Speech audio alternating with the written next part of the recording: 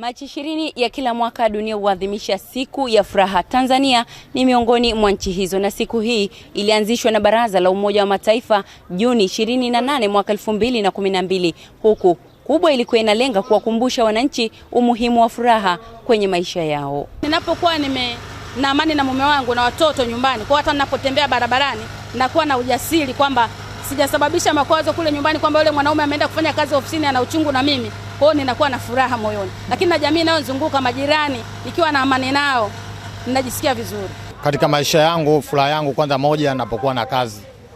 Kutokana unapokuwa na kazi, mtu unakuwa na uhakika wa kuishi na furaha inaendelea. Kumwona mwanangu ana furaha, kuona na mahusiano mazuri na familia yangu, ana afya. Kingine nikiwa na hela, yani nikiwa ndo nakuwa na furaha zaidi. Maana ukiwa na hela unajua kitu ndio pesa ndio inatatua kila kitu. Lakini furaha ni nini?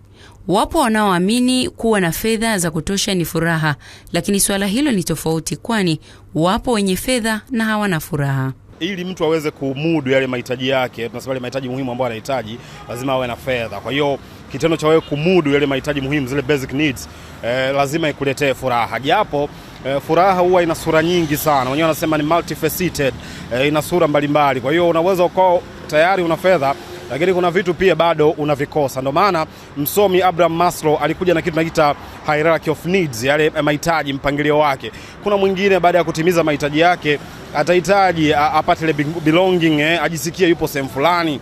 Kuna mwingine baada ya kutimiza mahitaji muhimu atahitaji apate security, apate upendo. Mara nyingi furaha ni ile ubora wa mawazo ya mtu kwenye kila jambo. Ni kuchukulia positive way katika kila kitu, yani kuchukulia mtazamo chanya kwenye kila kitu, kwa sababu inawezekana ukasema mimi furaha yangu ni kujenga nyumba au ku apartment, kwa na apartment yangu, kwa na gari yangu. Hatimaye unaweza ukapata hilo apartment, ukapata gari na bado usiwe na furaha. Unaweza ukasema kwamba furaha ni kupata watoto, lakini baadaye unaweza ukapata watoto, ukapata mtoto mmoja mume akawa na changamoto, na mwisho wa siku ikatokea akakuuzi, akakukela. Kwa hiyo mimi ninachokiamini ni kwamba furaha maana yake wewe ndio uwe barozi wa furaha yako wewe mwenyewe, yani ni ile quality, yani ile ubora wa mawazo yako kwenye kila jambo. Mwaka 2015 Umoja wa Mataifa ulizindua malengo 17 ya maendeleo endelevu ili kufanya maisha ya watu kuwa na furaha zaidi. Malengo yake makuu ya maendeleo ni kuondoa umasikini na kupunguza ukosefu wa usawa. Kauli mbiu ya mwaka huu inasema kushiriki ni kujali. Upendo Michael,